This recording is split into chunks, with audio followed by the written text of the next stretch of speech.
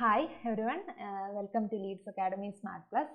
ഇന്ന് നമ്മൾ നമ്മുടെ vision and world of colours എന്ന് പറയുന്ന ചാപ്റ്ററിൻ്റെ നെക്സ്റ്റ് പാർട്ടിലേക്ക് കിടക്കുകയാണ്, സെക്കൻഡ് പാർട്ട്. അപ്പോൾ കഴിഞ്ഞ പാർട്ടിൽ നമ്മൾ വിഷൻ, അതായത് നമ്മളെ കണ്ണിൻ്റെ വിഷനും അതിനെക്കുറിച്ചുള്ള പ്രോബ്ലംസും എന്തൊക്കെയാണ് കണ്ണിന് വരുന്ന ഡിഫക്ട്സ് എന്നൊക്കെ നമ്മൾ പഠിച്ചു. ഇനി നെക്സ്റ്റ് നമ്മൾ നോക്കാൻ പോകുന്നത് കുറച്ച് ലൈറ്റിൻ്റെ പ്രോപ്പർട്ടീസ് ആണ്. ഓക്കെ, ലൈറ്റ് വരുമ്പം എങ്ങനെയായിരിക്കും, കളറുകളൊക്കെ എങ്ങനെയായിരിക്കും, ഡിഫറെൻറ്റ് കളേഴ്സിലുള്ള ലൈറ്റ് ആണെങ്കിൽ അത് എങ്ങനെയായിരിക്കും ബിഹേവ് ചെയ്യുക എന്നൊക്കെയാണ് നമ്മൾ ഈ പോർഷനിൽ ഡിസ്കസ് ചെയ്യുന്നത്. സോ ഫസ്റ്റ് നമുക്ക് അതിൽ പഠിക്കാനുള്ളത് ലൈറ്റിൻ്റെ ഫസ്റ്റ് പ്രോപ്പർട്ടിയാണ്. അതിൻ്റെ മുന്നേ നമുക്കൊരു കാര്യവും കൂടെ ഈ ലെൻസിനെ കുറിച്ച് പറയാനുണ്ട്. അതായത് നമ്മൾ കണ്ണിൻ്റെ ലെൻസ് അല്ലെങ്കിൽ ഏതൊരു ലെൻസും ആയിക്കോട്ടെ, ലെൻസിൻ്റെ ഒരു പ്രത്യേകത, അതായത് ക്വസ്റ്റ്യൻസ് ചോദിക്കുമ്പോൾ നിങ്ങൾക്ക് അങ്ങനെ ചോദിക്കാം. അപ്പം ഞാനതൊന്ന് നോട്ട് ചെയ്യാൻ വേണ്ടി പറഞ്ഞു എന്നേ ഉള്ളൂ. പവർ ഓഫ് എ ലെൻസ്, ലെൻസിൻ്റെ പവർ നമ്മൾ എടുക്കുകയാണെന്ന് വിചാരിക്കുക. അപ്പം നിങ്ങൾക്കറിയാം ലെൻസിൻ്റെ പവർ നമ്മൾ കാൽക്കുലേറ്റ് ചെയ്ത് എഴുതുന്നത് എങ്ങനെയാണ്?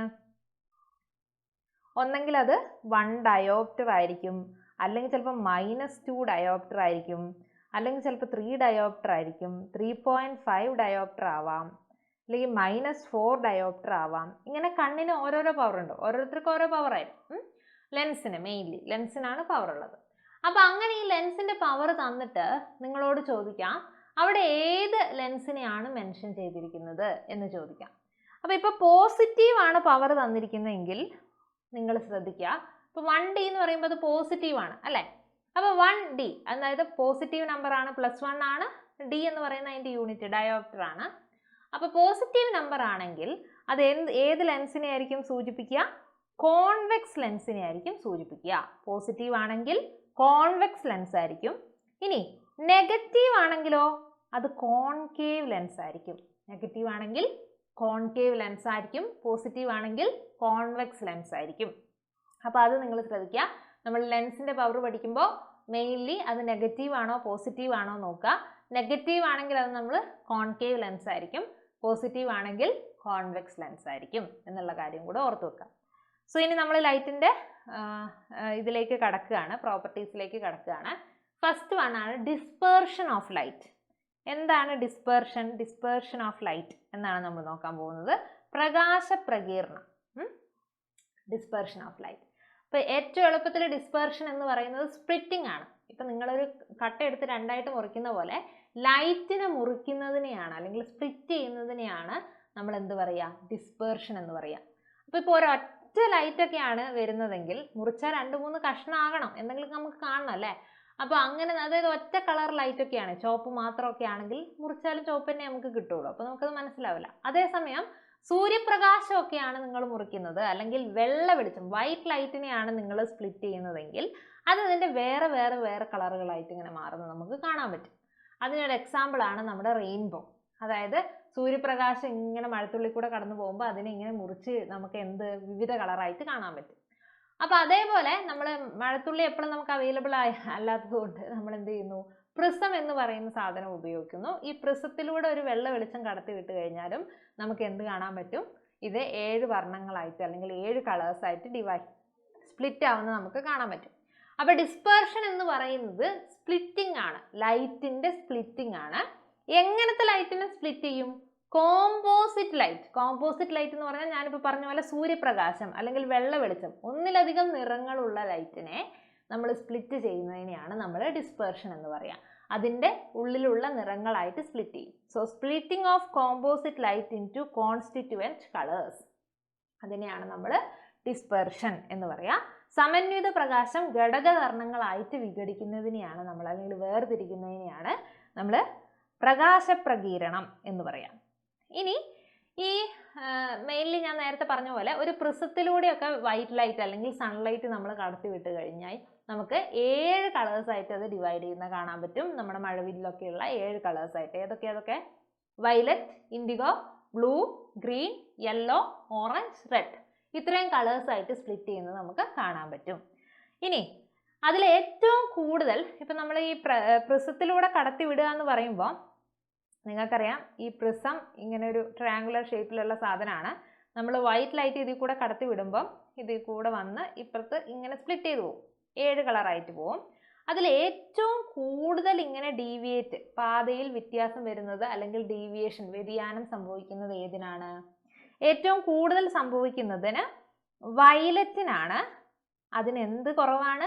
വേവ് ലെങ്ത് കുറവാണ്. ഇതൊരു ഇമ്പോർട്ടൻറ്റ് പോയിന്റ് ആണ്. വയലറ്റ് ആണ് ഏറ്റവും കൂടുതൽ ഡീവിയേറ്റ് ചെയ്യുക, അതിന് വേവ് ലെങ്ത് കുറവാണ്. അതേസമയം ചുവന്ന കളറാണെങ്കിൽ red is deviated least. Red ഏറ്റവും കുറച്ചേ ഡീവിയേറ്റ് ചെയ്യുള്ളൂ, ഏറ്റവും കുറച്ച് ചെരിയുള്ളൂ, വ്യതിയാനം സംഭവിക്കുന്നത് വളരെ കുറവാണ്. അതിന് പക്ഷെ എന്ത് കൂടുതലാണ്? തരംഗ ദൈർഘ്യം കൂടുതലാണ്. അപ്പോൾ വ്യതിയാനം, തരംഗ ദൈർഘ്യം, ഇത് രണ്ട് നമ്മളിവിടെ ഉപയോഗിച്ചല്ലോ. വ്യതിയാനം കുറവ്, തരംഗ ദൈർഘ്യം കൂടുതൽ. തരംഗ ദൈർഘ്യം കുറവ്, വ്യതിയാനം കൂടുതൽ. ഓക്കെ, ഡീവിയേഷൻ ലെസ് ആവുമ്പോൾ wave length is more. Wave length more ആവുമ്പോൾ ഡീവിയേഷൻ ലെസ്. അപ്പോൾ ഡീവിയേഷൻ വേവ് ലെങ്ത് തമ്മിൽ ബന്ധമുണ്ട്. ഓക്കെ, അത് ഇമ്പോർട്ടൻ്റ് ആണ്. Deviation is different because of different wave length. അല്ലെങ്കിൽ ഡീവിയേഷൻ എന്ന് പറയുന്ന സാധനം എന്തിനെ ഡിപ്പെൻഡ് ചെയ്യുന്നു?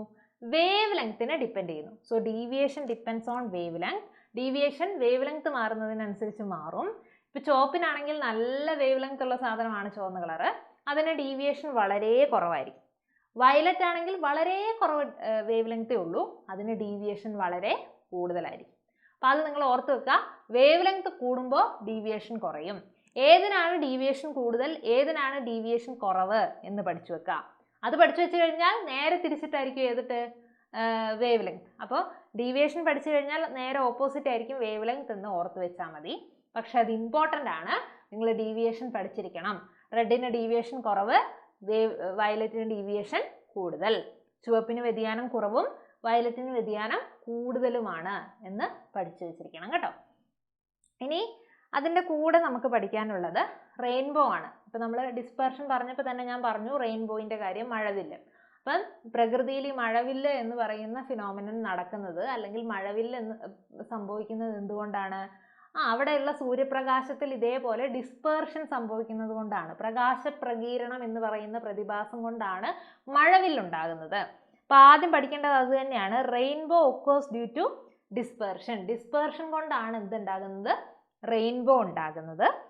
ഇനി അങ്ങനെ ഉണ്ടാകുന്ന ഈ റെയിൻബോയിൽ ഓരോ മഴത്തുള്ളിയും എടുത്താൽ അതിൻ്റെ ഉള്ളിലും കുറേ പരിപാടി നടക്കുന്നുണ്ട്. അപ്പോൾ ഒരു മഴത്തുള്ളിയാണ് ഞാൻ എടുക്കുന്നത് എന്ന് വിചാരിച്ചാൽ, ഒരു മഴത്തുള്ളി അതിൽ ലൈറ്റ് ഇങ്ങനെ കടന്നു കയറും അല്ലേ? കയറുമ്പോൾ അവിടെ ഒരു റിഫ്രാക്ഷൻ സംഭവിക്കും. അപ്പോൾ അതിൻ്റെ പാതയ്ക്ക് ഒരു ഇത്തിരി വ്യത്യാസം ഉണ്ടാവും. പിന്നെ അതിൻ്റെ ഉള്ളിൽ പോയി തട്ടിയിട്ട് അവിടെ ഒരു വേറെ പ്രതിഭാസം സംഭവിക്കും.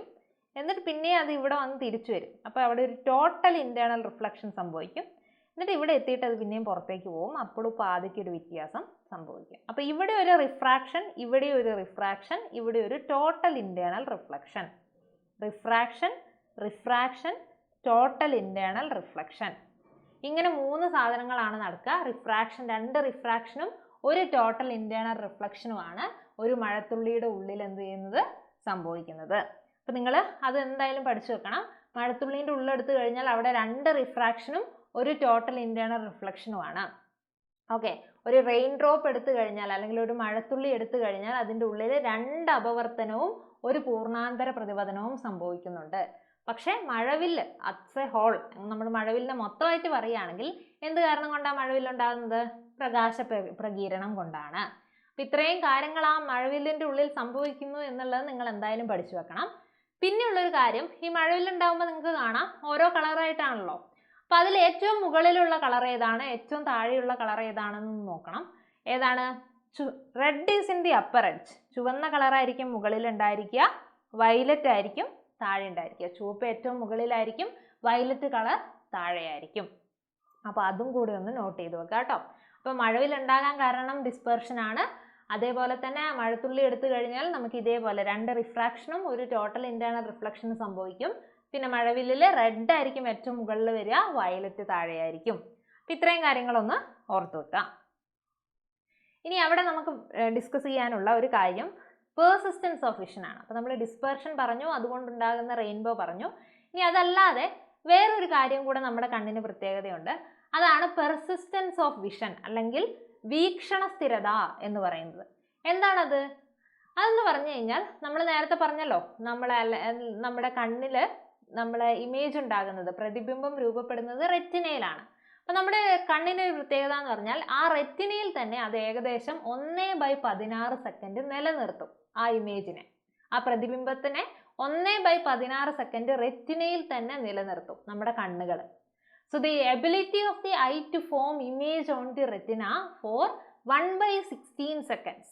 1/16 സെക്കൻഡ് നമ്മുടെ കണ്ണിൽ തന്നെ ഇമേജിനെ നിലനിർത്താനുള്ള കണ്ണിന്റെ കഴിവിനെയാണ് നമ്മൾ ഈ വീക്ഷണ സ്ഥിരത അല്ലെങ്കിൽ പെർസിസ്റ്റൻസ് ഓഫ് വിഷൻ എന്ന് പറയുന്നത്. 1/16 സെക്കൻഡ് അല്ലെങ്കിൽ 0.0625 സെക്കൻഡ്. ഇത്രയും നേരം നമ്മുടെ കണ്ണിൽ തന്നെ, കണ്ണിലെ റെറ്റിനയിൽ തന്നെ എന്തുണ്ടാകും?